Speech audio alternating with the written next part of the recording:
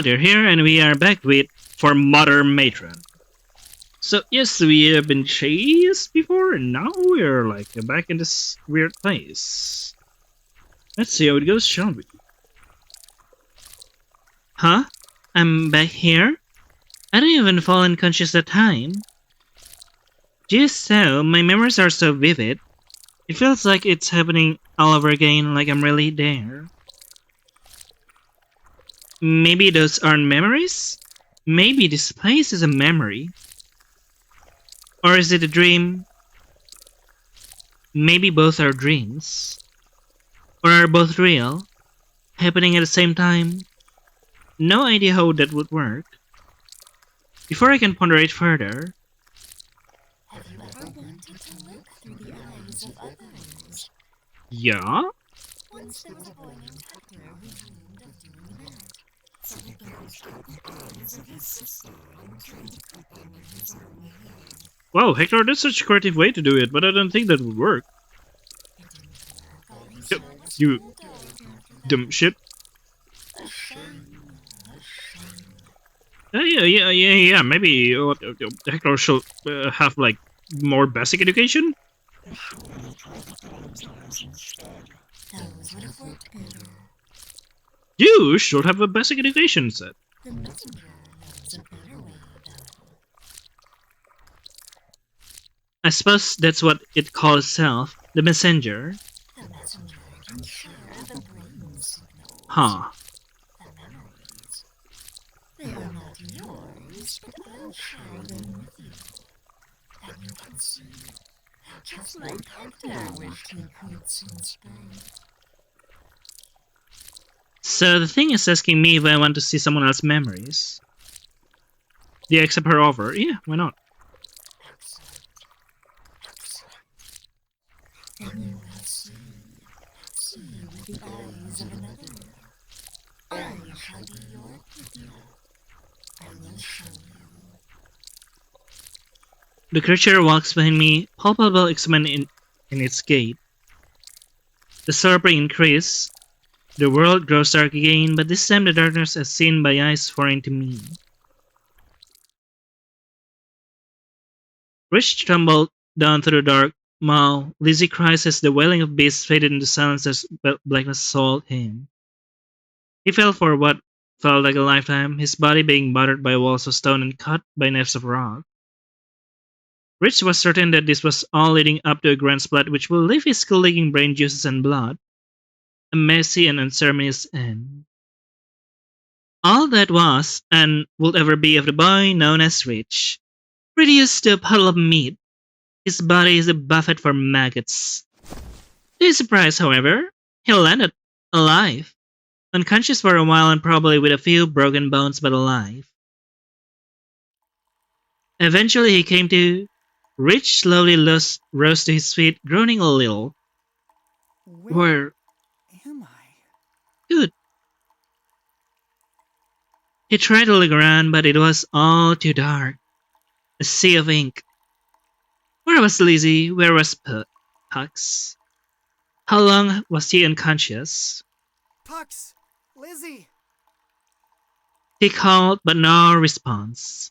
He was all alone, deep in mother knows where, far from home and any sense of comfort and safety.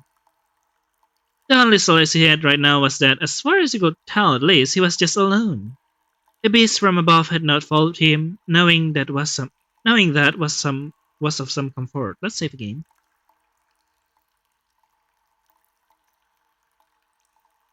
As the silence hung in the air, a weight deep in Rich's stomach turned into a solid mass of grief, warmth in the back of his eyes, and then a lump in his throat. Small rivers began to trickle from the corner of his eyes, and then the dam breaks, and the lonely boy sobs messily for an inordinate amount of time. Time passes. Eventually his throat grew raspy and hoarse and his eyes dry. He wiped his face with his sleeve and rubbed his eyes. Composure returns. Nothing in his life had ever prepared him for something like this. For all the things he endured in the boarding, they were at least human threats. People were somewhat understandable. They had wants and desire that he could reason through, eventually, make sense of the thing that happened to him. Moreover, if something was happened to him, someone would find out, someone would know.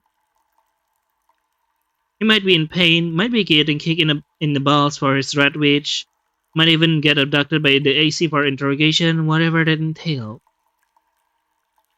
Someone will behold his pain. Someone will recognize that he had in fact existed and what happened to him would be recognized. Someone will recognize that he had in fact existed even if their knowledge of him was superficial. Maybe someone would even make a marker for his corpse. At minimum, maybe under a slash on a set tally on his set chart, it would at least be something to him. Here, though, he could feel in his bones that it was a place anatomic to life, and none would ever find him down here. I have to find a way out. Sure.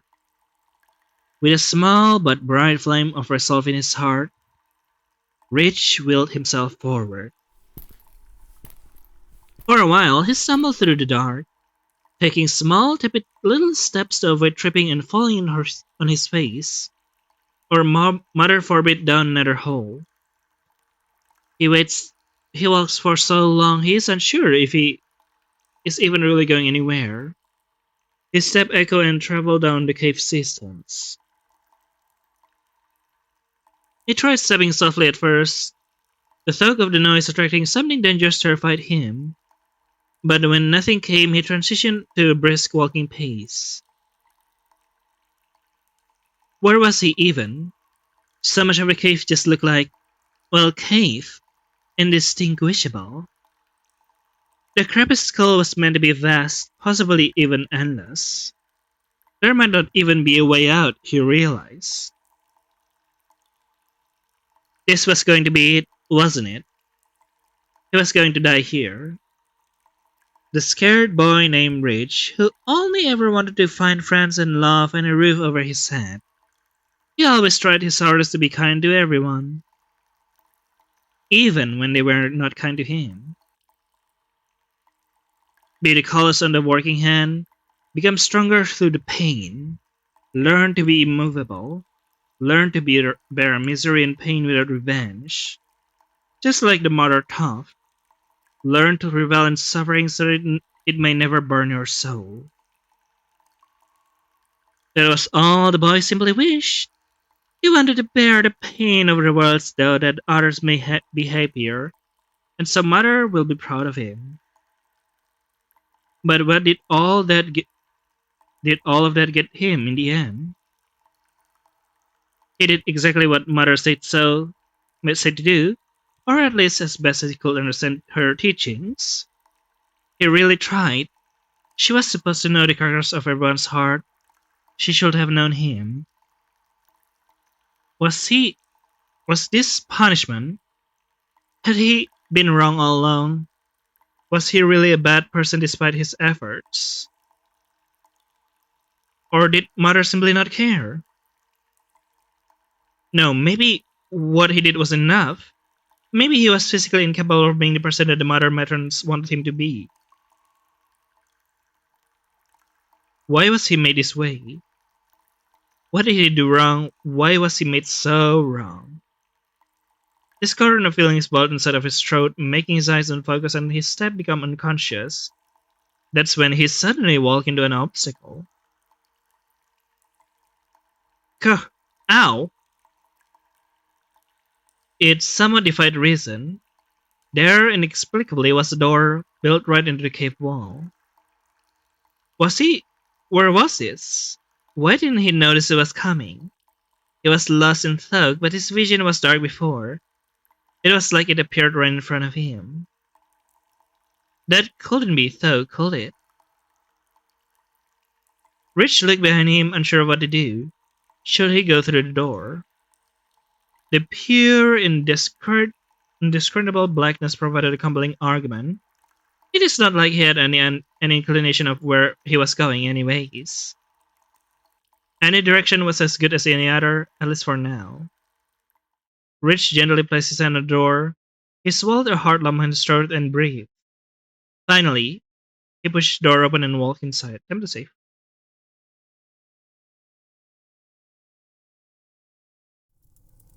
Through the door, Rich found a rather nice living space by the looks of it. A wooden cabin just sitting in a dark haze. There's a fireplace crackling with a delightful warmth, pots and pans and mugs, empty bottle, some full bottle, silverware, and a bed in the corner. Very strange. Where did such a thing come from? Someone lived down here. How could someone live down here? I'm gonna pause a bit. Here I be. Okay, I'm back. Very strange. Where did such a thing come from? Someone lived down here. How could someone live down here? Moreover, how is it possible that this place seemed better living than any place in the boarding? What is this place? I don't know. A hand touches Rich's shoulder. You're that person from before. Rich jumps a mile in his own skin, whipping around at fast speed and stepping backwards, fearful of what he was going to face. Calm thy nerves, boy. Calm thy nerves. Nice. Before him was a man, shaped like a man but with horrid leathery skin, blotched with scabs and slight drizzles of pus. His clothes were rather fanciful to Rich's eyes. Never seen anything quite like it. However, the material was something Rich could not place. Something about it deeply unnerved him. Who are you? Me? Am I? Myself. Is that not obvious? Huh. I mean, like, what's your name? What's in a name? Everything, I suppose. Very well. You may call me Momus. What is Vamos? your name, boy? This man was a strange character to be sure, but he seems nice though. My name is Rich. Mm-hmm. Rich, eh? Perhaps you can spare Stop. some coin. Stop, I will end you.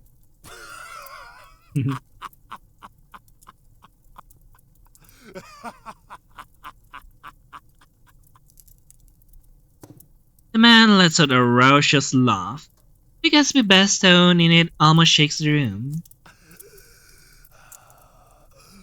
I merely jest. I've no use for money in this place. Oh. Do you live here? Live? No. I merely exist here. Interesting. There was a difference? Living is a diseased state that consists of pain and an all-encompassing fear of death. And, if you're a mutant of nature, a desperate desire for meaning to be woven from chaos itself. The only things that can be born from chaos are tyrants and horrors incomprehensible. And my mother, I suppose. The same thing. Ah, your mother. Rich cannot help but laugh a little at the absurd joke. Catches him off guard. Indeed.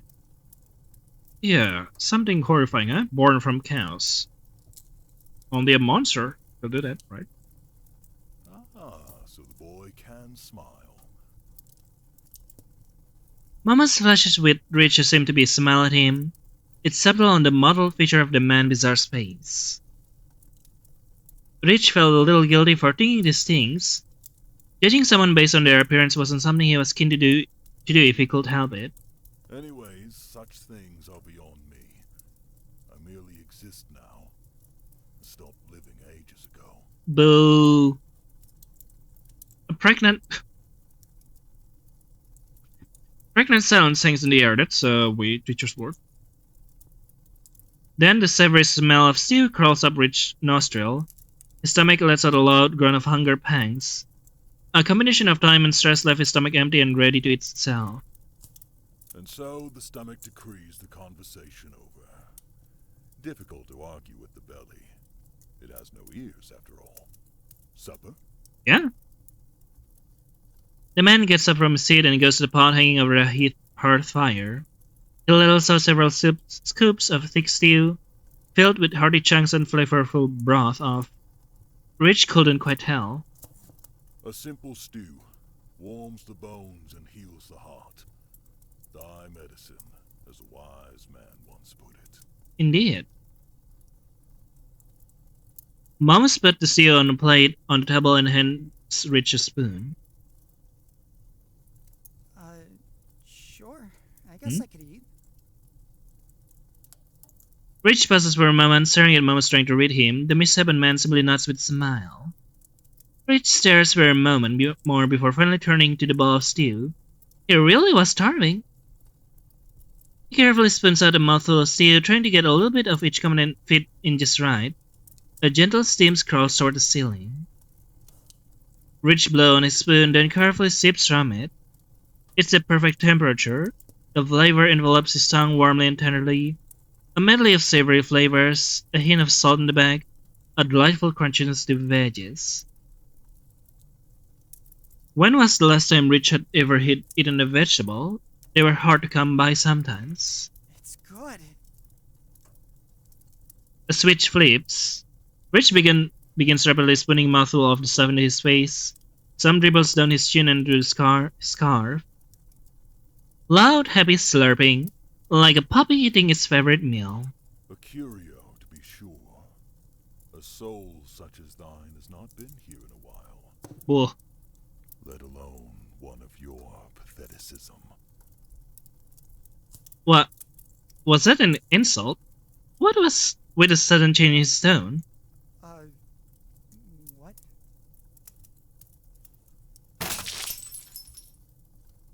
Suddenly, Mama throws the ball of steel across the room. It shatters and splatters against the wall in a violent crash. I'm saying you're pathetic. Are you deaf too? Brain like a mule? Will blubbering those big fat baby tears get you back home? I don't know. I'm sorry. I didn't mean to offend you. Rich jumps out of his seat and steps backward before Mama's let out shout. Stop! He stops dead in his tracks. Sorry. I'm sorry. Then a nightmare unfolds bluntly in front of him. So sorry. So sorry for being alive. I'll give you anything you want if you leave me alone. My pride, my dignity, everything in my wallet. Take my kidneys. Take it all. I'm worth absolutely nothing at all. I've been worth more dead than I am alive. Interesting. No, stop. Stop using my face like that.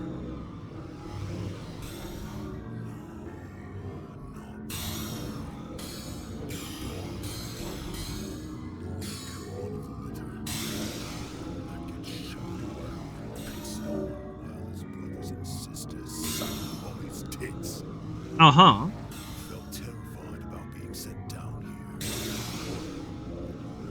So full of joy. Why is that? Could it be right? Even back home, in this place where no one cares about you overjoyed at the idea. You thought it'd be like this only. This would be the miraculous moment. Make some friends for once. Yeah, totally. But your friends are gone, aren't they? No, that's not true.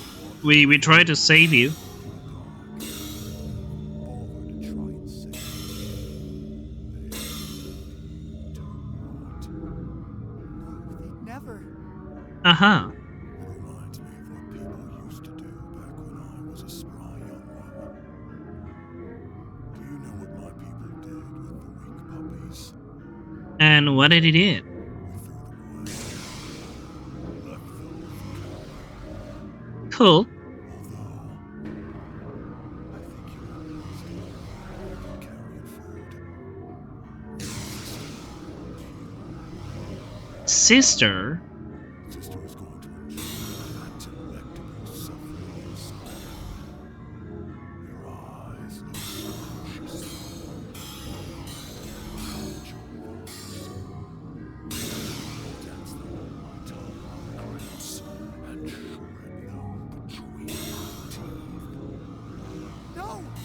away from me!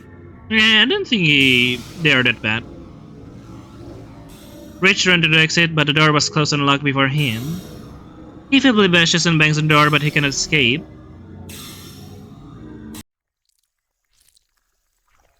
The memory cuts off suddenly. I'm gasping for air, terror and fear flowing through my veins.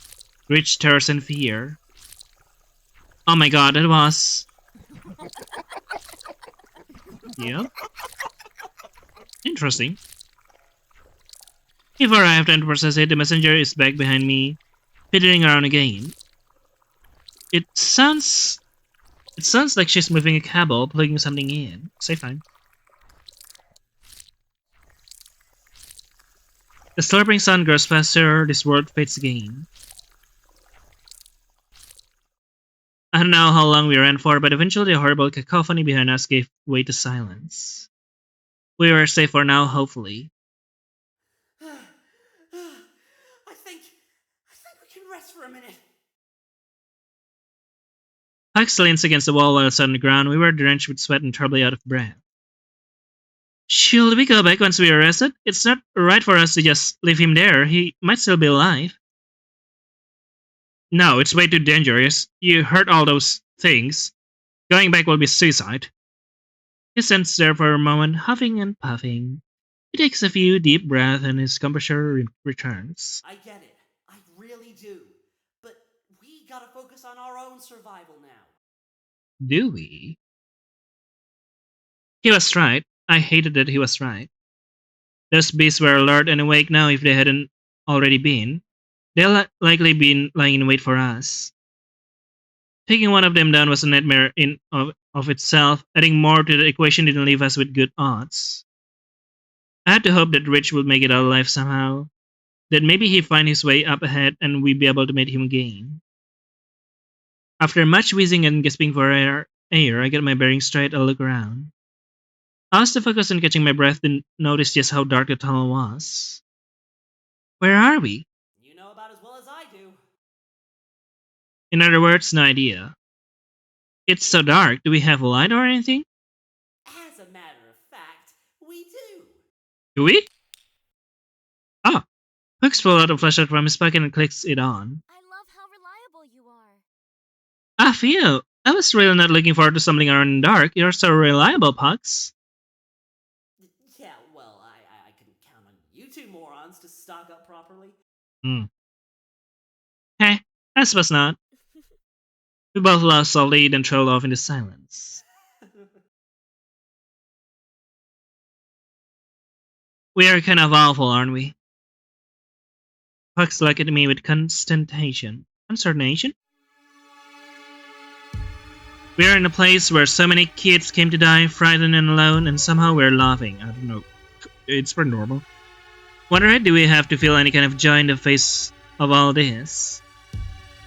I turned my eyes to the ground. I felt great shame. No, don't feel shame. It's normal. Listen, don't start feeling bad about yourself.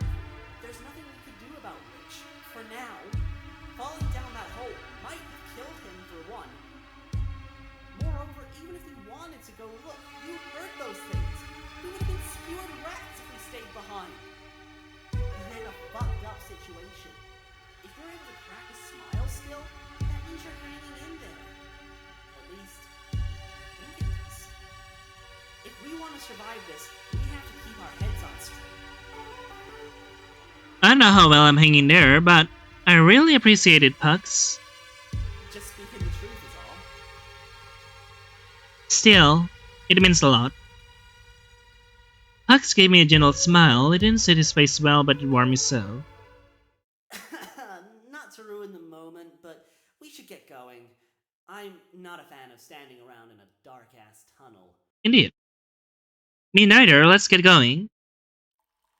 We continued at a brisk but manageable pace. This tunnel was really long. The silence was eerie and deafening. Save time. I had to feel the air somehow. Hey, can I ask you something? No, I haven't heard the question. I rolled my eyes. You mentioned you used to have friends to play baseball with, didn't you? Yeah. Why can't you play with them anymore? Did something happen? Yeah, something did. Care to elaborate? Will prefer not to. Was it something bad? No, I just don't want to talk about it because it brings me too much joy. Of course it was something bad. Jeez, sorry. Um, really, I'm sorry. I didn't mean to upset you. I shouldn't have cried. Apology accepted. I breathed a sigh of relief. Awkwardness in Roach, sounds came home again. I kept my eyes glued to my shoes. I had friends that got sent down here. My eyes widened as I quickly turned to look at him. They got one of those letters, like the ones we got. My friends Rocco and Wallace got them. They didn't tell me outright, but I saw the signs. Out of nowhere, they got all withdrawn. They come to see at my place like usual, but it was different. They looked me in the eyes while we talked, but even looking directly at me, they were focusing somewhere thousands of miles away. Then they were just gone. Never heard from them again. Or at least I didn't hear from Rocco again. Wallace came back. You know how that all goes though. He couldn't speak a single word properly, shaking like a dog that fell in ice water. That look in his eyes, that pitiful expression. He wasn't really Wallace anymore. I mean, he had the face and the name, but everything that made him Wallace was sucked out. Gone, disappeared. Oh my gosh, Pucks, I'm so sorry, I had no idea. It's okay, well, it's not exactly, but you didn't mean any harm, wasn't your fault. Is that why you hate Mother Matron so much? Pretty much, yeah, I didn't exactly love her before like everyone else did. Hard for me to put my hope in shit I can see with my own eyes. But seeing Wallace like that, I can't ever forgive that cunt for letting that happen to him. I don't care what people say she's done for us or how much people look up to her. She's got my friend killed and who knows how many before them. She can feed us all that bullshit about being necessary and unavoidable, but I don't buy it for a fucking second. I can't say I blame you for feeling that way. I'm really sorry you went through that. Mother Matron said so. It is kind of hard for me to accept it. I really love the Mother Matron. I've written to her a lot, believe it or not. She will always say the nicest thing, always tell me how wonderful I was doing. She supports me a lot, even if it is indirectly. It's not like you're the only one. It's a lot easier to reverse someone when they haven't stolen something from you, or at least when you're not aware of what's been stolen. I couldn't really say anything that I didn't harbor the same hatred as he did, but I didn't disagree with him either. Plus, when we talked to her, something felt wrong. Her voice was nice and sweet, but the way she spoke to us didn't really seem that way. She kind of scared me, actually. I tried not to focus on the folks though, and instead decided to try and consult Punks. I thought about giving him a hug, but that felt like something he found patronizing. I settled for a gentle pat on his shoulder. I know we only met recently, but for the time being, here, we're the only two people we can rely on. Aw, that's sweet. So I don't know, if there's anything I can do to help, please let me know. Thank you, that means a lot. We have more important things to worry about though, and you could focus. I understand, just don't forget, okay? I flashed him a warm smile. Thanks. We made our way through the dark tunnel armored with a flashlight that did not light nearly as much as it would have liked it to. What is that? The tunnel led us to a massive open cave filled with a sound of rushing water. A path led from the crack of rock we were standing on through the water of the center island.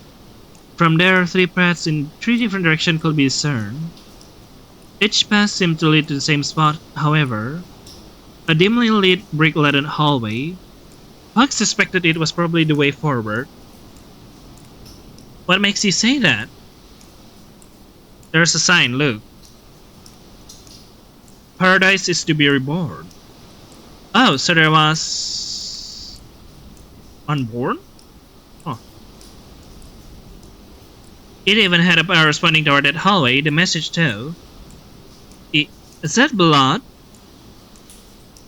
It smells like rats, it just might be. Ugh, that's awful. It is, but practically speaking, it means someone else was here. Someone had to write the sign. They even tried to mimic the Matron symbol. Maybe they left it to help future surveyors. Maybe they were losing their mind in the process, or maybe there's some kind of meaning to it. Or fuck, I don't know, it's all I got. All I was good for was fixing shit. I'm not looking forward to getting my shoes wet. Me neither, we gotta go through, keep your guard up. I'm safe. I nodded and followed Pucks. As we reached the water edge, I noticed something. Hey Pucks! Pucks, look there, it's another journal or something. Pinned against a small rock near the edge was a thick book soaking in the water. The binding was miraculously still intact, though many pages seemed to have drifted off or broken down completely. Why should I care? Well, we could learn more about this place like with the journal we found earlier. It's a waste of time, the last one we found wasn't useful. Well, we'll never know until we look. This could have directions to the womb of paradise for all you know. I highly doubt it, but fine if you insist. I don't think anything will be legible though. Look at it, shit's soaked. Well, if it's not, I'll toss it back in. I pick up the wet book and let it drain a little. I carefully open it, tumbling through the pages gently and carefully. The pages desperately wished to fall apart right in my fingers. After some pulling and peeling of damp pages, I found one with text that wasn't a complete smudge. I read it as follows. One must embark on the muting. The procedure can only be performed once, but it is by far the most intense and reliable way to hear her words. You must procure several materials. The poorest and most obvious is a blade. The older, filthier, and rustier the better.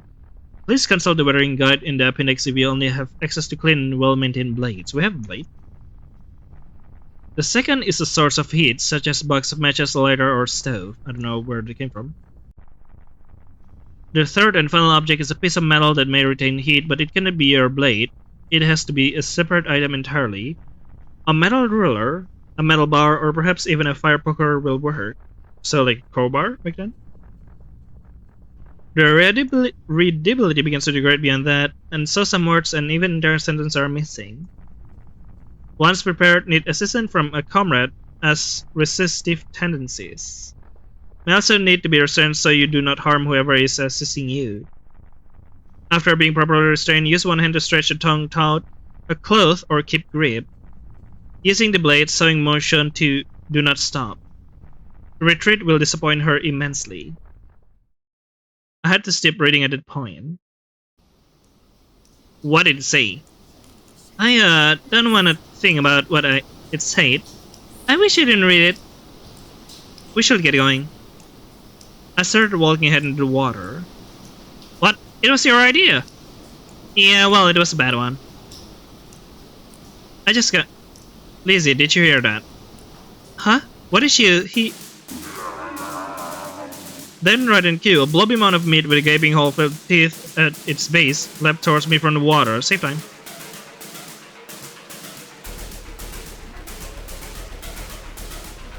Shoved the creature away. It was coming at me no matter what, and with the water weighting down my legs, there's no way I get away fast enough. I shoved it away with my both hands. It felt like I had to make a deflated basketball that was made of skin. The beast was flung back and landed in the water with a splash.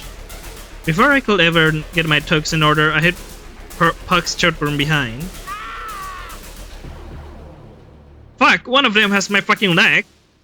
I turned to find Fox with a similar pink smash sticking off his leg. The water turned increasingly red as Fox struggled. I'm coming right over!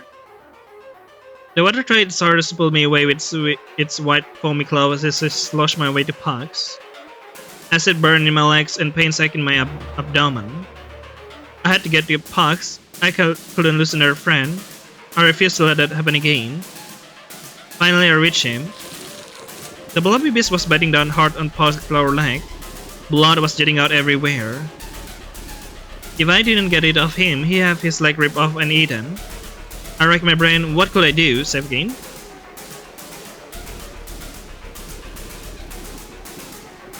Struck the creature. I took Puck's baseball bat, which was fortunately resting against a nearby stone. Take this! The creature snorted and gargled loudly. Its small eyes grew furious and intense. I think it will bite harder. Ah! Yeah. There's a ring sound breaking bones and purposing flesh rung out. Puck screamed and fell backwards, the creature having severed his leg with its horrible fangs. His eyes were wide, panic darting everywhere. The water grew red, and I grew still as I stared at him in shock and horror as he sunk in the water. More came, likely awakened by the rich scent of blood. I did not resist. I was no longer really there. Pucks anywhere reduced to the contents of many stomachs. A fire with the worst pain any humans could experience. Ouchie. Yeah, Cursed Skull, blah blah blah, has claimed you. Okay, so creature underwater? I don't know what gave me the idea, but given that the creature seems to like to hide in water, I wonder if putting it underwater might encourage it to let go. Maybe the creature will assume it successfully killed its prey? Or perhaps I just really did not want to get my hands anywhere near the creature's mouth. I still did not really know for sure. Hux, I'm gonna push the thing under the water. Please try to hold still. Why? Just freaking trust me. Fine, just do it. Why do you still have time for... With both arms, I pushed Puck straight down quickly. The creature was submerged beneath the water, marked a surface while bubble rose to the top. Puck couldn't help but shake in pain, but he kept his leg beneath the water as best as he could. Soon the bubbles stopped rising and the creature let go. It's off! Pull me back! Pull me back! As quickly as he could pull him back a distance away from the creature. I'm okay. Yeah, I'm fine. It hurts like a bitch, but I don't feel like he dug too deep. Doesn't have acid spit either. Okay, great. Let's get out of here. Fine, but where do we go? The water rippled and splashed in the distance. More creatures were coming. I had to come out with a plan, fast. Okay, safe. I look around. There were three paths. First was a direct path right to the entrance, straight through the current. It was undoubtedly the shortest distance, but the pushback of the water might nullify that boon. Then there was a path to the left which looked easy to reach. It circled around the area before terminating at the entrance. It was a long run, but arguably the easiest overall. But the third option was the opposite. There was a path I could see on the right, which was almost as short as the straight-on path, but out of the water. Showed the shortest distance and wouldn't even have to wade through running water. However, we should have to climb a somewhat steep rock face. Not impossible, but definitely tricky when we're drenched in a hurry. Well, it will be great if we could decide within the next century. Shut up! Okay, so running through the water is like a really bad idea. I'm gonna save again.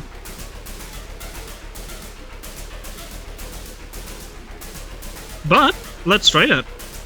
Yeah, wait through the water straight. Screw it, let's go straight for it. Come on.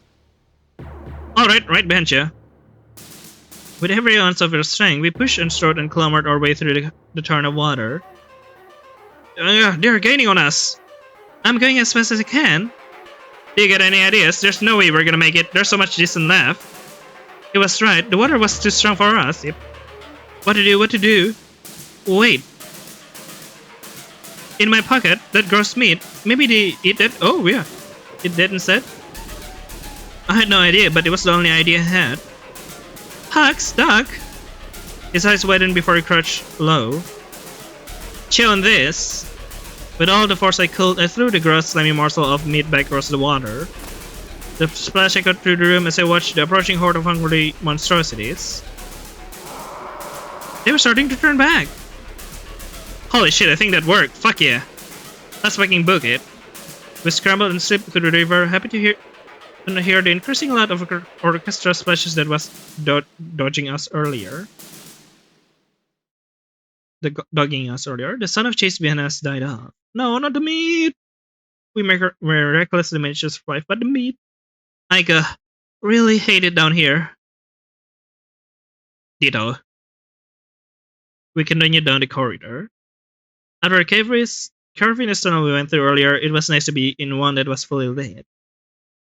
Well, lit enough that I could see where I was walking without a flashlight anyways. There wasn't really an indication of the scale of it from outside, so I couldn't help but awestruck at the grand size of the place. Wow, look at this place, it's huge! Indeed it is. What are all these big machine things for? Smelters? I would guess they are water purifiers or something. Couldn't tell you why they are here though. Oh, water purifiers. This place is like a big hydroelectric plant. Huh? Place that generates power using water doesn't really help us though. Why would something like this be in the crappiest school? Told you I don't know. It really doesn't make any sense. Can't get a grasp of what this place is at all. Me neither. At least it seems like there's nothing dangerous here. Another terrible noise, this time one that both unsettled and annoyed in equal measure. Me and my big fat mouth. Third time's the charm, I suppose. Oh no, they're flying now. Shit, there's a ton of them. We gotta move now. But where can we run? Look, scan the room quickly. Up there's a room on the second floor. Where? I can see it from here.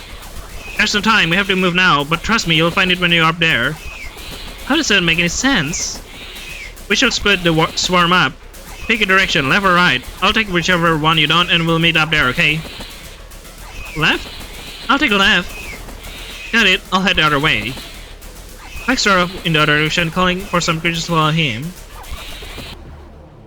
This direction heading towards the back where in sits a monolith pipes, there's a small narrow set of stairs.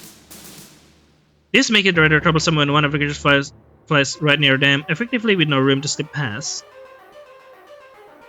I glance in the other direction, considering finding another route, but another one is quickly approaching from behind me. Oh no, this isn't good. No, you can do this, Lizzie, you've made it this far. Do what you've done before, think smart and act fast, save time.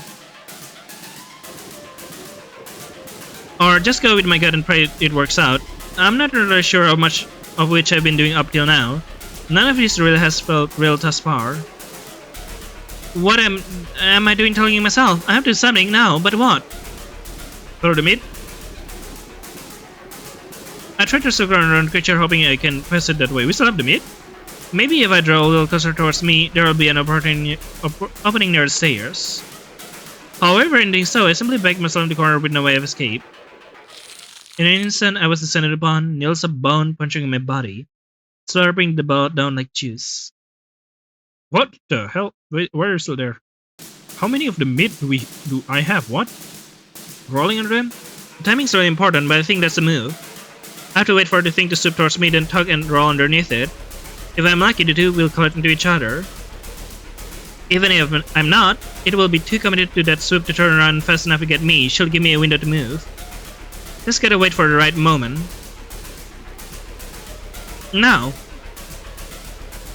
With the swiftness that's built for into my body, I took and rolled underneath the creature as it dived towards me. The second its bottom grazes my back, but it misses me. I heard the two creatures impale each other on their spiky teeth as they collide. Holy shit, can't believe I did it! That's my chance. Finally I make it to the back wall where a set of stairs lead upward. I can get to the second floor through here. The second floor, at least on this side of the factory, was a little mess of pipework and scrap.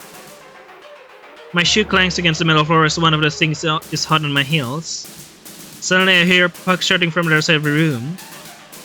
Lizzie, the water's still slow here, the pipe still works. Yes, it's that. Huh? What was he talking about? Oh, is he saying that I can use the water in this pipe somehow to get the creatures away? Will this valve even work? No time to overthink it, I have to do something, Stefan. Argued. Red all valves? I'll turn all of them at the same time, that has to do something. However, while pressure around water in the pipe was immense, it did not seem to affect the creature. Was the color indicative of the temperature? Did I simply spray the base with the lukewarm water? Whatever the case, it didn't matter anymore. In an instant, I was descended upon. Yep. Oof. Red valves. I turned the red valves, don't even know if turning them helps or hurts me, but we gotta try. A jet of hot streaming water erupts and burns the creature. It shrieks in agony and flutters away. Now is my chance. Move, Lizzie, move! I rush inside the room. Pucks is already there. Pucks tries out the door, using his whole body to keep it shut against the swarm of flapping monster behind us. Shit! What do we do? Over there, grab the bar. Over the side was a long metal plank, the bar to the door. I rush over, Pucks quickly moves out of the way and throws the bars in its slot. Puck waits a moment, keeping his push on the door to see how much the bar aids in keeping the monster at bay. Good. It's strong enough. It will hold for a bit. He moves away from the door and hunches over, catching his breath. Holy shit. Fuck, this is insane. How many more of these fucking things are there? Who knows? It could go on forever, couldn't it? That's the logo again. What if that was the case, Bugs? How far in are we?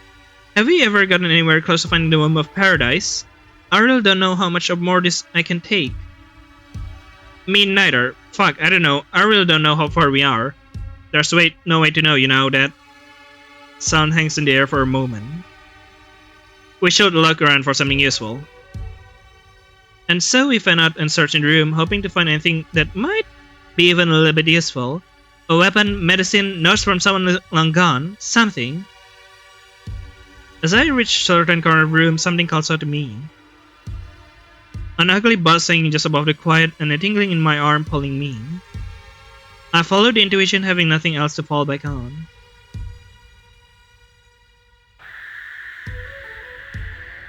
Ah. Ew, what is this thing? It's like a meaty noodle thing.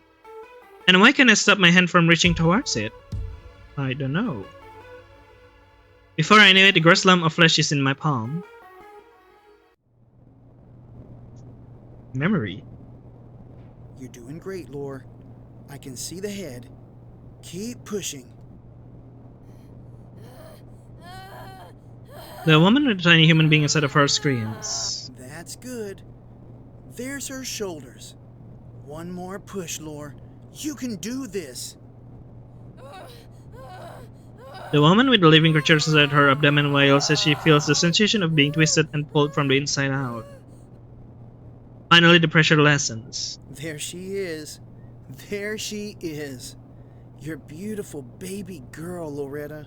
Interesting. The doctor holds the baby up triumphantly. The little thing squirms and wriggles and cries, covered in goop. A flesh couple extends from its stomach to underneath the sheet around the woman's legs. It's the dearest, sweetest thing Loretta has ever seen in her life. Unexpected, bewildering sensation of love burns in her chest. It's inexplicable and foreign to her, almost frightening. The doctor cuts the umbilical cord and admires the babe one last time. Just look at her. Nurse? A masked nurse comes and takes the baby from the doctor's hands, swaddling it in a towel. Thank you, nurse. Time of delivery, 4:27 p.m. Then the nurse leaves with the baby. What are you doing? Where are you taking my baby?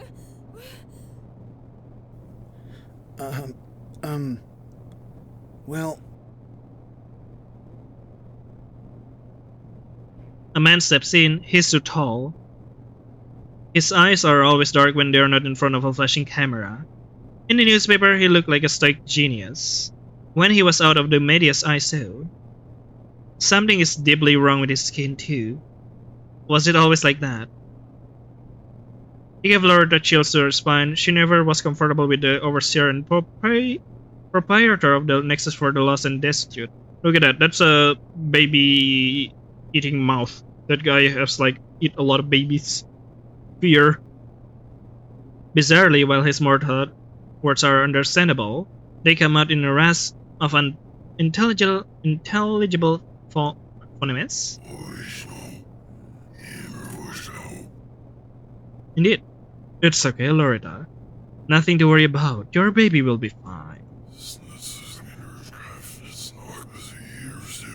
We're just borrowing her. What for? The more even it's Someone's not be taking moral lessons seriously. If you read the scriptures as you were instructed, you know. What the fuck are you going to do with my baby?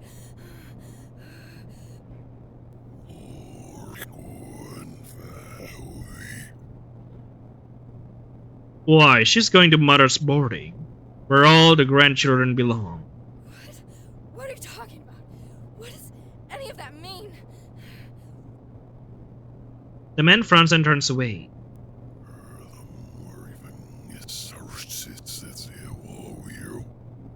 No teaching the willfully ignorant with words, I suppose. A shame. I think your journey to recovery would have been far more successful. Give me back my baby. He returned his gaze to her, the darkness where eyes were meant to be glared at her with unbridled ferocity. I don't think so. Your child has a grand purpose to serve just as all other children born here. If you don't give me back my baby, I'm gonna fucking kill you!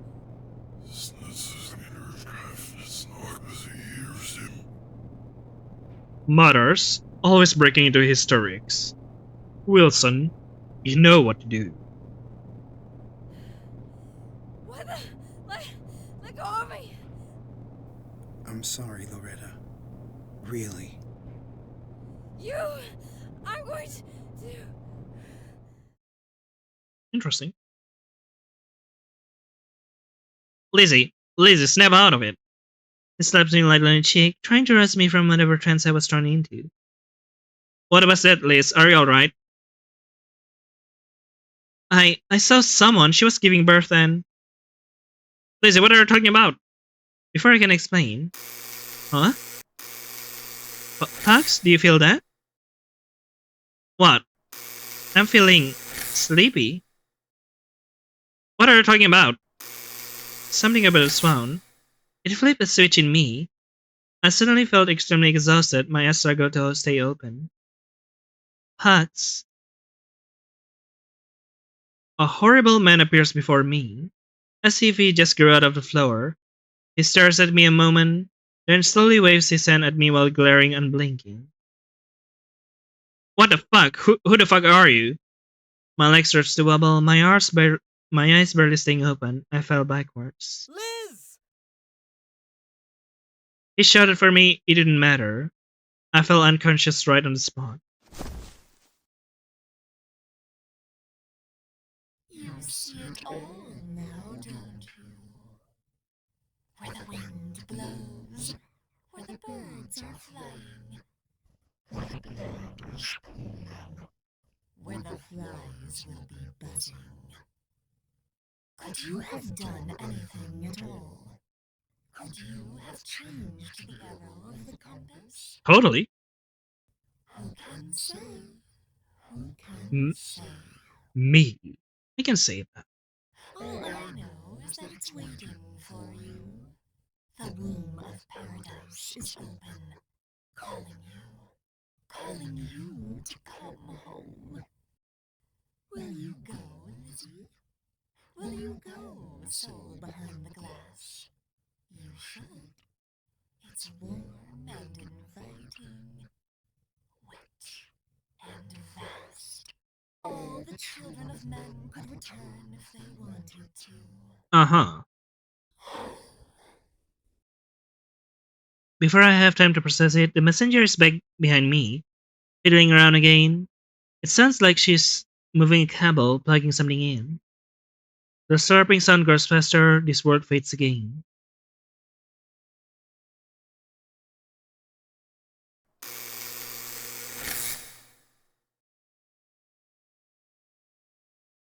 Wakefulness again, or before technically, since this is a memory. What? Where am I? I was back in the monolith, in front of Matron's chamber. I don't remember how I got here. There. Was I carried, teleported? Was the nightmare I just went through all a bad dream? I desperately hope for that. Hello? Is anyone here? Where did that buzzing came from? Did I hear something unlocked there too? I looked to the door. Was I being instructed to go in? I resolved to check. Indeed.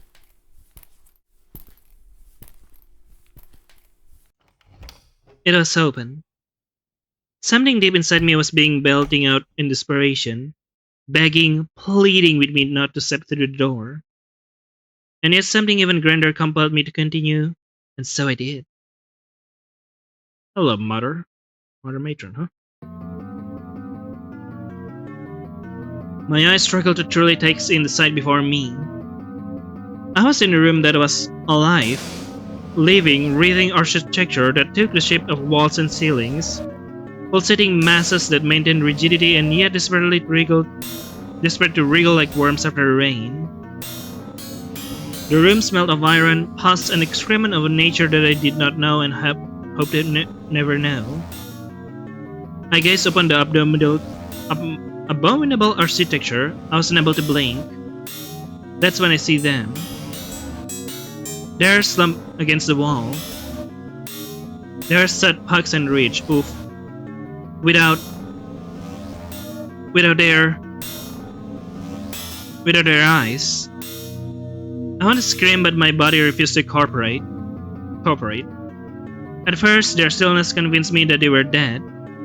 They just were there, lying against the wall, bodies limp, mouths slack with dried spittle at their corners. And yet their chests were slowly expanding and contracting. They were breathing. I hesitate to say they were alive, but their bodies still function. Rich lips are even trembling a little, his whimpering. My dear child, you finally arrived. Hello, Mother. That part of that was just disgusting noise, and yet I understand. The noise had come from behind me. I slowly turned, fighting my body the whole way. I know that what was said behind my back was something so dreadful that ignorance of it seems like paradise. As I finally turned around, my eyes truly saw for the first time. A glimpse at the true reality which existed confidently in stark contrast to my perception of it. Mommy? Mommy? In front of me, at the center of the room, a flesh stood an abhorrent thing of meat with horrible spindly appendages and crimson black eyes that made my soul feel punny. Does just your tongue? What feeling does the sight of your progenitor inspire inside you? Who are you? You know the answer to that question. Indeed. I did actually. I just did not want to say it and make it real. You're the Mother Matron, aren't you? Correct. You always were clever. Thank you. The nightmare lanes that wrinkled mass approximating her towards me. Its eyes quaint at me, and sickly warm air flows and disappears in bursts in front of me. Though from what orifice I do not know. Is it smelling me?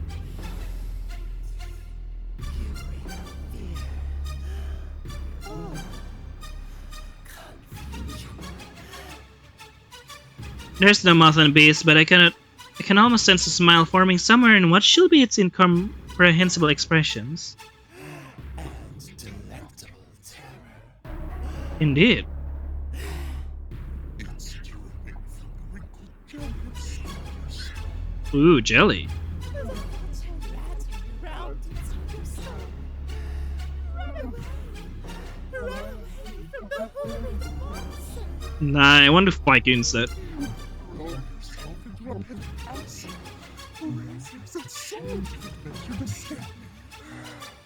It's delightful. Decadence. I take a step back from the thing. I clutch my hands tight together in the futile attempt to kill their trembling. What are you? You know that answer as well, though you are unable to put Mommy? it into words. Allow me. I was there when Mother and Father Darkness gave birth to the sun. I am the substance of the dark. The razors at the edge that Can you speak more clear?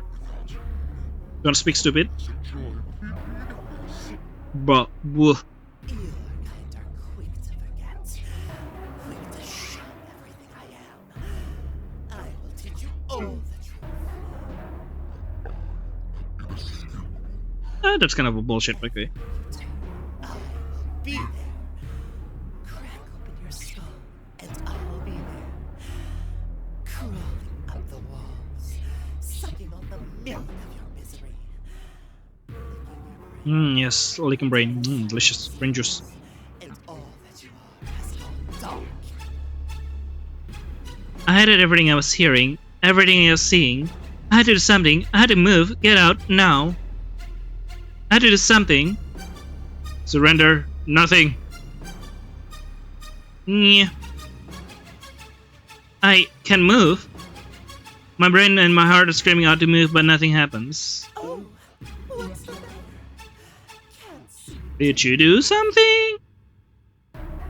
I was screaming to my body, do something, literally anything. Her. My body begins to tremble, my legs feel like they've become boneless jelly in fear. I fall to my knees. So many things you would love to know. So many things you wish you'd tried. Uh-huh. Is that all you little vermin can do when grief and misery overwhelms you? I would really love to beat your ass. I struggled, screamed, and pleaded with the unseen powers that could deliver me from the Mother Matron clutches. I am trying! But nothing happens. I lost myself, lost control. Did I ever have it to begin with, I wonder? My body moves on its own. I crawl into a ball, wrapping my arms slowly around my knees, trying to make myself as tiny as possible. Hot salty tears are running down my face. My teeth are chattering. Yes, that's right. Become what you were when you entered the world. A sniveling little bear. Fresh meat for wolves. Fresh meat for the rats. For the beasts below. Sure. Your mother saw something in you back then, you know. When you were first born. Her eyes glowed like starlight at the thought of you. She was ready to die for your sake. Are you ready to die? My mother? That's right. I never even thought about it, but I had to have been born somehow. How did my life even start here? A pause. Would you like to know how? Yes. Is this information I really need to know? It feels like the answer is something that I will never be able to unhear no matter how desperately I would like to.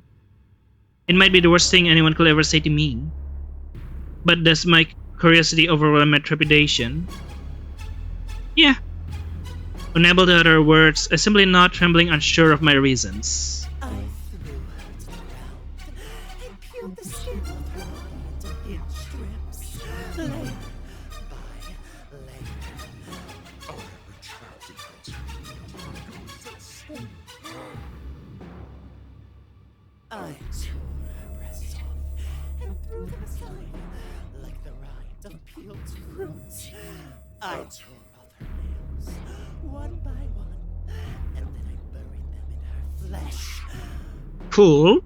I made the talons of her ribcage rise inward and skewer organs.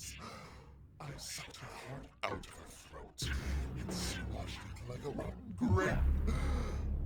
You kinda look like a rotten ball. I See. crushed her limbs into the center of her body. The bones cracked and splintered, and marrow and blood and juices splashed all over the room. Ooh, artistic.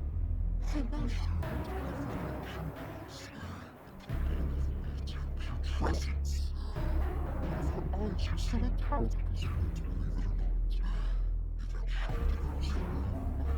Oh, interesting.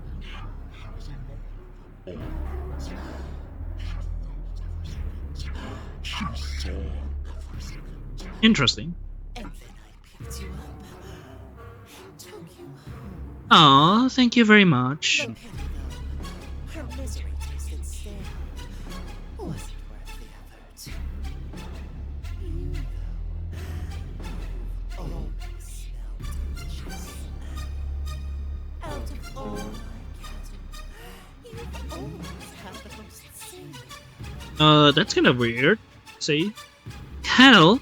Have you not realized? Yeah, Lizzie.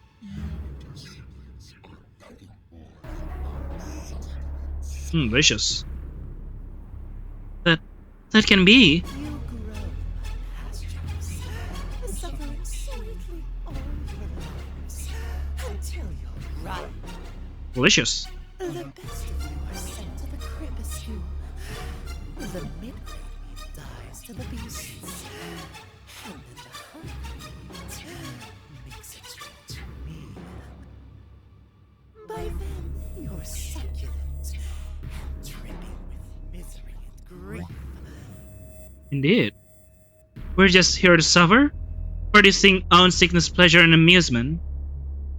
Were the hallucination her doing too? But then everything we were doing, what was it for?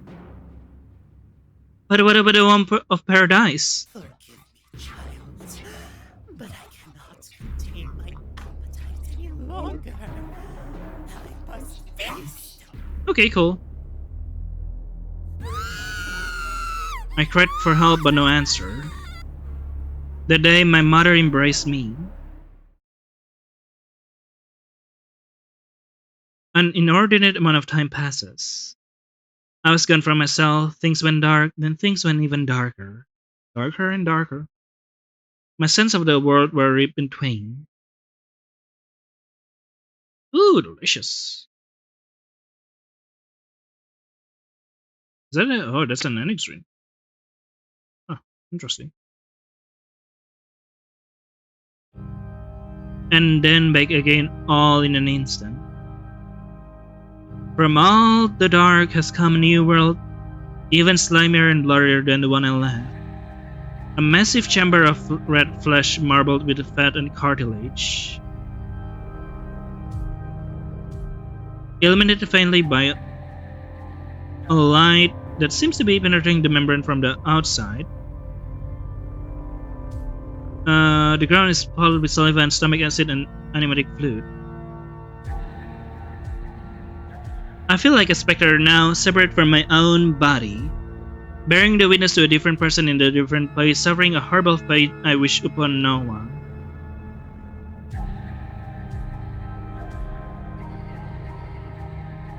But the body is me, unmistakably so, standing there dumbly staring at a bizarre place. Then, descending from a puckering hole in the ceiling, came a monstrosity even worse than the last. Something in my core has convinced me that if the Mother Matron was to have anything resembling a true physical form,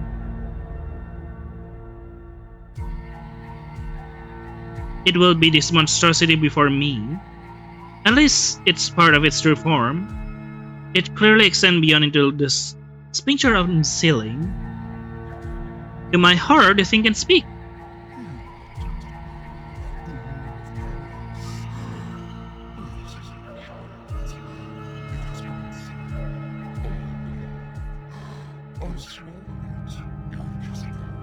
Ooh, that's cool.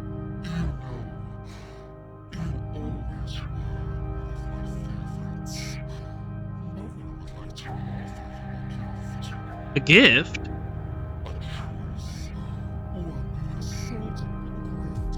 And that is? I'm gonna save.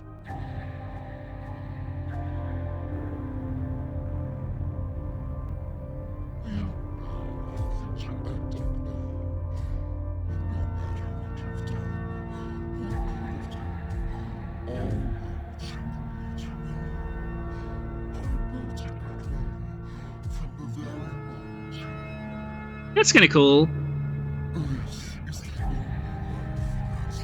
But what if everything is thrown apart, you know?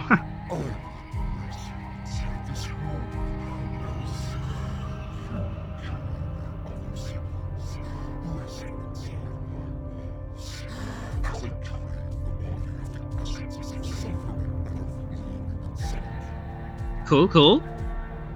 Her goal from the start, surely. What do you mean? It's your birth, new worlds. Teleport your agents. I can create your worlds which have never existed. And all of this will be forgotten. Huh. The one behind the glass never forgets. But you, Are you talking about me? Are you challenging me? it will feel as though this went forward. Will have never happened. The sweet sucker of my existence will be yours.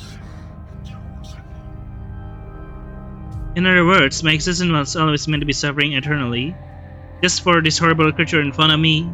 And if I am to trust its word, then my efforts to live happy were futile.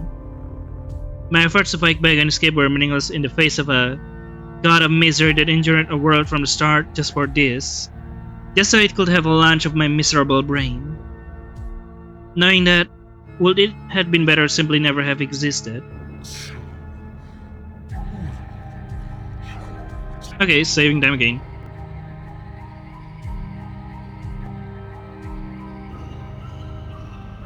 Be embraced? Live with misery for eternity?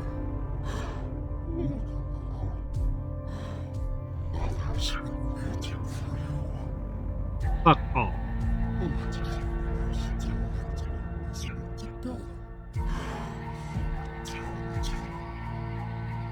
And then unconsciousness. Bonk.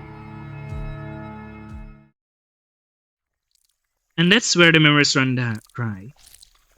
If time still works how I'm used to, I'm in the present tense somehow. After things went dark, I ended up in this room. No, it's not just a room. Yeah.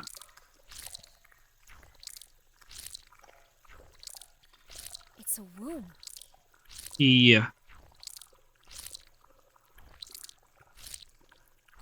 The womb where I was born. Or maybe just one that feels similar. Were the memories elucidating? Did they give me all the puzzle pieces that mattered? Maybe you figured something out that I can't. Maybe. Not like you can tell me, I suppose. Would understanding it all really bring me peace anyways? Yes. Maybe. It wouldn't change the reality, though. It will change a lot of things. The reality that from the moment I was born, I was in the clutches of a monstrosity that desired nothing more than to see me suffer. Me, and many others just like me. Just as innocent and sad. They bleed. They can be killed. Under the talons of a god that wants to bleed us dry and melt our brains with suffering. Maybe fire would be a good idea. All my existence is, and ever could be, is an endless torrent of pain and misery. The positive moments were simply reprieves. I could fight all I want, but in the end, what am I? You're lazy. A tunnel rat running for its life through a maze with no exit. Yeah, then claw your way out of it. An ant under the boot of a god. Then bite the god. Knowing that now, would I have rather never existed at all? Perhaps. No. No, I'm happy I existed. At least you can, like, fight back a little, you know. Maybe happy isn't the right word. Content? Maybe that's more accurate. Being alive is, at least to me, about two things. Avoiding death and avoiding misery. And yet, they always come. Indeed. I reach my hand to my eyes. They are gone. And yet, I still see. And that's why you should fill yourself with rage, anger, and their happiness fighting cannot be spirit, you appreciated know? without a contrast of sadness to give it value. The future might seem Kind of like nothing but a dark platonic cloud on the horizon. bullshit is that? I think it was Plato, You right? have So, to keep someone like that trying. from ancient Greece. If I had never existed, I wouldn't have met my friends. Janine and Katie, Rich, even Pucks. Spruce? I wouldn't have gotten to eat food that was so delicious I wanted to cry. I wouldn't have gotten to feel proud learning to sew and making my sweater. Oh hell yeah, that was a banger sweater. I wouldn't have gotten to read those books that touched my heart or made me feel like going on a magical adventure. Indeed. So many little things that seem small and meaningless on a grand scale, but to me were everything. I chased the hope that I would find more moments and experiences like that.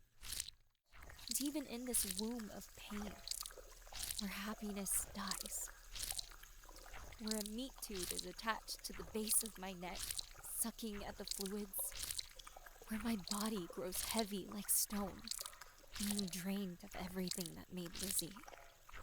Maybe here, there's still something. Maybe there's a beyond that's wonderful and incomprehensible, but reserved for those who take on the burden of existence. Who knows? Who knows? It's a good thought, but right now, if we can inflict as much pain to the mother's womb as we can, that would be great. Maybe the mother matron was right. It's just delectable misery forever. No choice but to try and enjoy it. That's a good summary, actually, for that one. Enjoy it and fight back.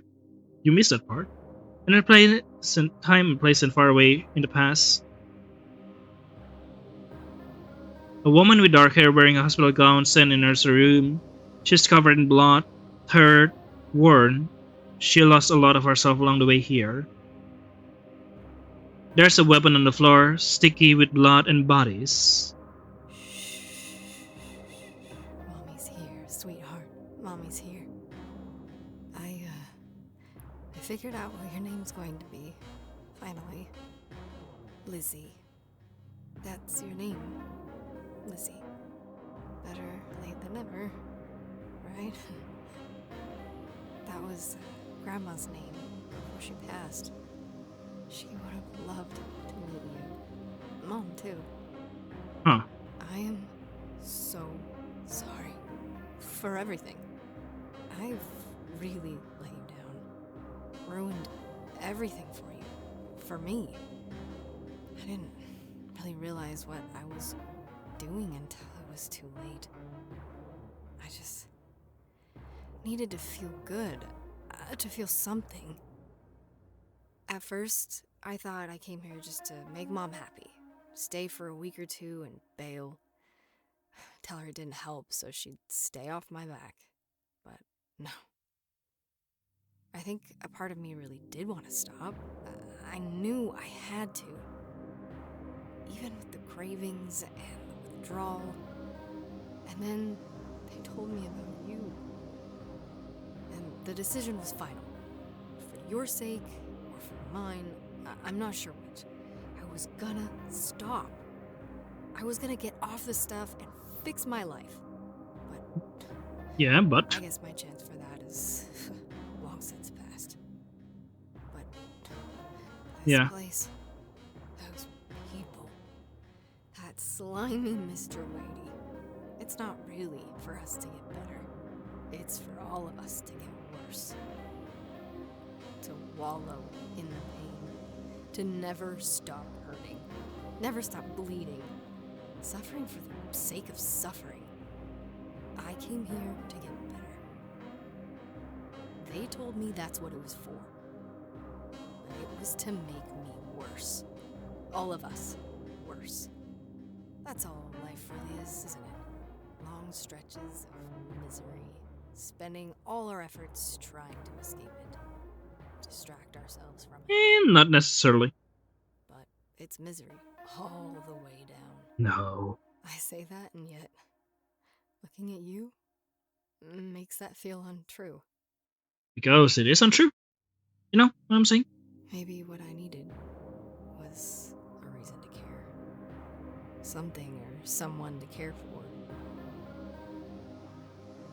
Maybe. Your own mother wasn't enough, she thought to herself. Suddenly having a baby makes you want to be a good person. She wasn't entirely sure of the motivation herself, perhaps simply the weight of responsibility that she felt she had now. Responsibility to care for a human being that didn't choose to be made, the one that had to be made to exist and suffer the consequences. She will change things now. She will do whatever she could to right every wrong. She'll do that for her sweet mother and her daughter and herself. Misery be damned. I'm not done trying. Indeed. You're in danger, and I'm getting you out of here. You're going home, Lizzie, with Mommy. Suddenly,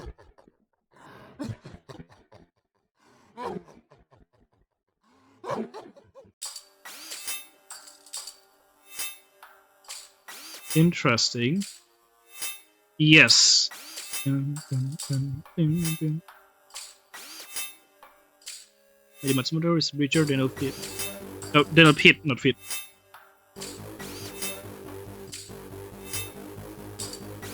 All, Winter Python, Chelsea Rebecca, Luke Alfonso. Spruce, Sharker Dude, Holly Berry Vias, Trigo. I never heard Spruce's voice before, I think. Debbie Moffat. Oh, wait, Spruce, yeah. Kelly Autumn, Austin Brago, Jacob P. Michael Edwards, Ashel Dragon, Elizabeth Novity, Britton Allen Phillips, Angela Tran, Sandra Krutik, Jenna Honing. Interesting. Kevin McLeod, Elia.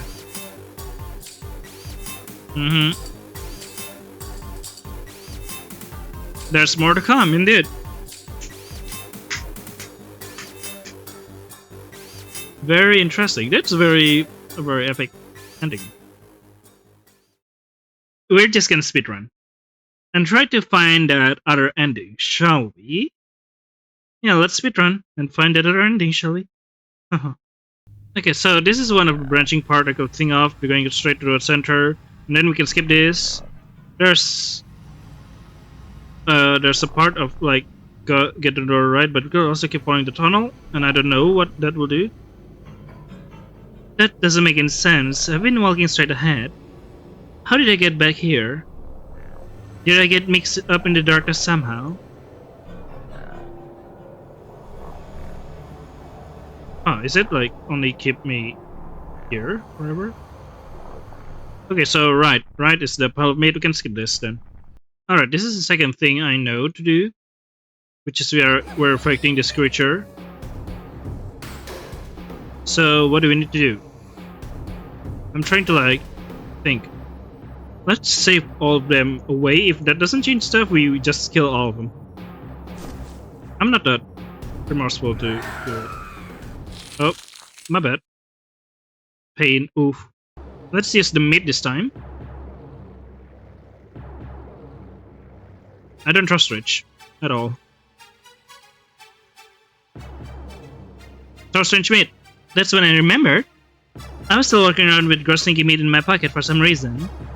Hey, bad guys, take this. Under my pocket. The creature's attention immediately left Pox. It absolutely was in love with that disgusting stuff in my hand. You want this? Go get it. I threw it all with all my might. It landed far back behind the base with a sticky slap. The creature immediately darted off after it. Good work. Reach with me, use your crowbar. Right. Well, the creature was distracted. Pugs and Rich charged at it. Come here, you ugly motherfucker. Yeah, take this, you creepy thing. Yeah, can we skip this? No. I consider a heavy swing, breaking bone, jets of blood, and squishing meat echoed across the tunnel. They finally stopped. Things were quiet.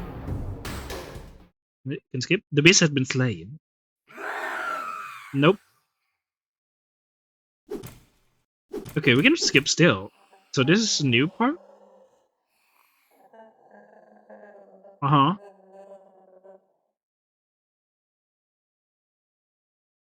Okay, now we can skip this. Is this second ending actually? Just this? Like be erased? Silence. Long agonizing silence. Then she simply begins to laugh. And then unconsciousness. Can we skip? Oh, Oh, and that's where the memories run dry. After that, I found myself here, confused and forgetting everything. No. No, it's not just a room. Yeah, it's the same thing, right? It's a womb. The womb where I was born. Or maybe just one that feels similar. Wait, Where what's the memories difference? Elucidating. They give me, not like you can tell me, I suppose. Maybe the reality that from the moment I was born, just as innocent under the talons of a god that wants to bleed us dry and melt our brains. Is this different dialogue? Self-voicing Oh. enabled. Self-voicing disabled.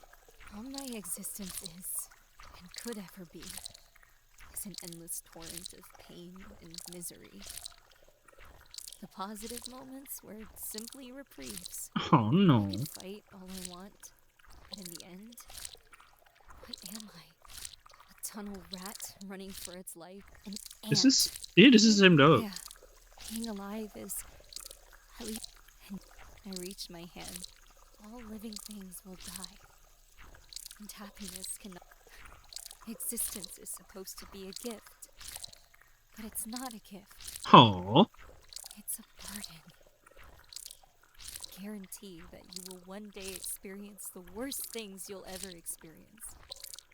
And that you'll die. Or the best thing you ever experience. Whoever built things that way is a sick monster that wants to watch its pawns bleed and scream until the rivers run red. Nothing was just fine until it was infected with the disease of becoming something. Okay, it is a different dialogue. I just didn't realize, like, just That's a little the bit. truth of it all. And I see that now. Existence is simply pain. Paradise? Paradise is to be unborn. It starts at the fingertips and the toes. The sensation of normality gives way to a numbness. Pins and needles stitching their way up my skin. The feeling of falling asleep on my arms or legs. But slowly forming Uh-huh. fire at once. And then fire. The numbness gives way to the feeling of flame cleansing the flesh. Individual nerves being shredded from a microscopic level. All that I ever was. And all that I am now. Being ripped from the fabric of reality. Painfully. Excruciatingly. I try to scream, but there's no sound. My vocal cords are gone, and so is my throat. Oh, cool, Darkness cool. tickles at the edges. My world dies around me. And then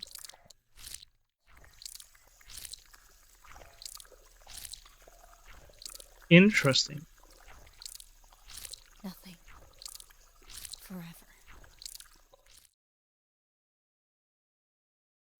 I guess that's the second ending for the game. I'm not really sure, honestly. Like, I'm gonna keep trying, but if it is, then yeah.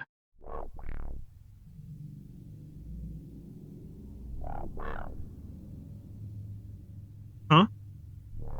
The room at the end of the hallway is a dead end, a surprisingly large room with nothing in it. It's probably some kind of storage room. I'm surprised no one made it their home, though. People kill each other in Bricktown over rooms a quarter of his size. There is a hole in here? It's gone now? Huh? There was a hole in the wall here, apparently? Did he use lid somewhere? What?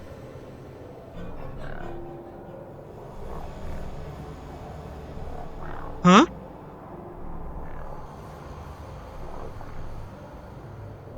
This is different. At least. A storeroom, it sits in the nexus for the lost and destitute. A woman sits there in a bundle of nerves. Her eyes scans the room. The walls are barren, save for that strange symbol to the nexus. The cabinets to the other side of the room must be full of the shit they inject into you when you overdose. An undo button of sorts, she thinks to herself. The girls ponder how much money she must have been spent in vain attempts to prolong the lives of people like herself.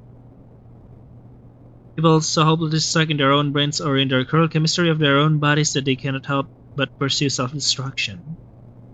People who carelessly treat their lives just as disposable as a tissue. People willing to burn every bridge, turn over every stone, leverage every asset, all for just one more time.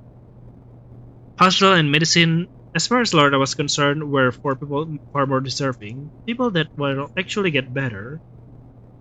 People that actually want to get better, not feel like her. Part of her wishes her mother had just given up on her for her own good. Then it would be way easier for Lorda to kill herself in peace with the cosmic high so strong it could pulverize her soul into shards of glass and fry her brain like an omelette, and her useless selfish little heart could finally rest. That kind of death, or even better, a world where simply she never existed, this kind of thugs were medicinal to Lorda? When things were at worst, she simply could return to a reality where she simply never was, and those that she heard would live unstilled beautiful lives where every goal was achieved, goals impeded by Lorda's existence. What? And who knows, maybe if she found a place where no one could find her, she could turn this world into the reality yet, with one beautiful explosion of euphoric chemicals that would make rockstars blush. Then her thoughts interrupted, a door opens. A doctor walks in, his face stiff, lips pressed in a small, tight frown. He rehearses in a mirror, but performance anxiety still grips him. So, what's wrong with me, Doc? Sheena's been saying it's just withdrawal, but this doesn't feel like it. I'm worried it's something worse. I'm not sure how to tell you this, Loretta, but you're pregnant. She looks at the doctor, struck with consternation. What?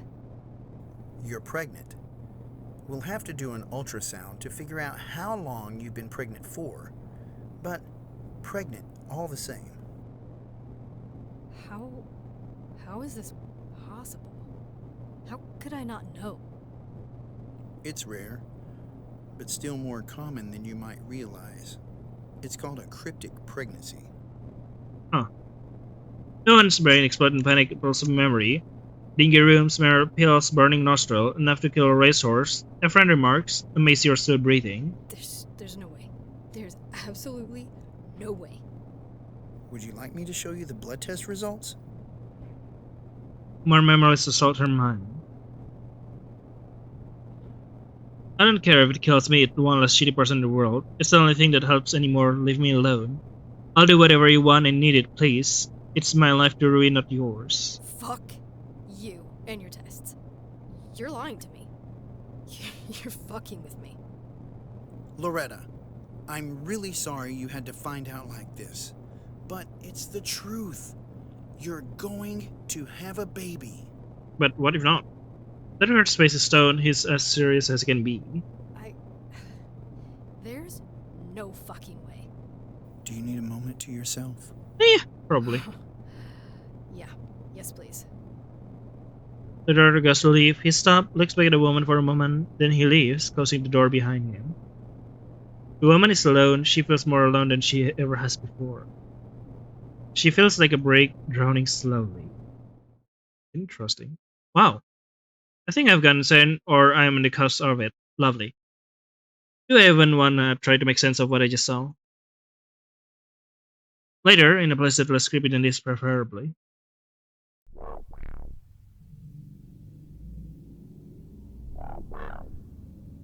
Interesting.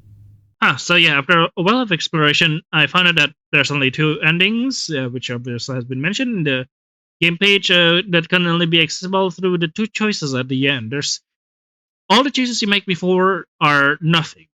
It does make some alteration in the plot story, I guess, like it reveals some other things, or like that's not really important, honestly.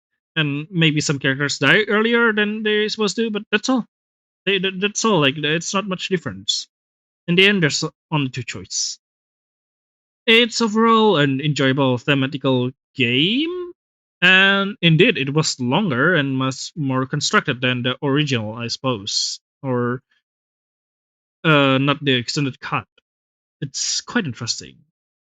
You know, I love this kind of horror stuff. It has voice acting and blah blah blah. Yeah, it's good. That's all I have to say. So I guess that's all for Modern Matron. I hope you enjoy it. See you later then in the next video. Bye bye.